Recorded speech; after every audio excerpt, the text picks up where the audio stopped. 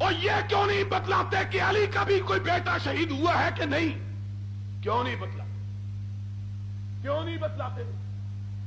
ساری دنیا میں ایک کتاب، دعویٰ سن لو، ساری دنیا میں ایک کتاب، ساری دنیا میں ایک کتاب بھی ایسی نہیں جس میں کربلا کا واقعہ بیان ہوا ہو اور اس میں علی کے بیٹوں کا نام درج نہ ہو۔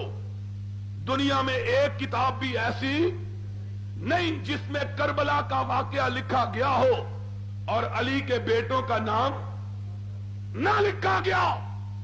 مولوی ہر ایک کا نام لیتا ہے، علی کے بیٹوں کا نام نہیں لیتا۔ کیوں نہیں لیتا؟ اس لیے نہیں لیتا کہ کربلا کے واقعے کی کتابوں میں لکھا ہے حسین کے ساتھ لڑتے ہوئے، حسین کی حمایت کرتے ہوئے، حسین کے جھنڈے کے نیچے تلوار چلاتے ہوئے سب سے پہلے جو شہید ہوا وہ علی کا بیٹا ابو بکر تھا، پھر جو شہید ہوا وہ علی کا بیٹا عمر تھا، پھر جو شہید ہوا وہ علی کا بیٹا عثمان تھا۔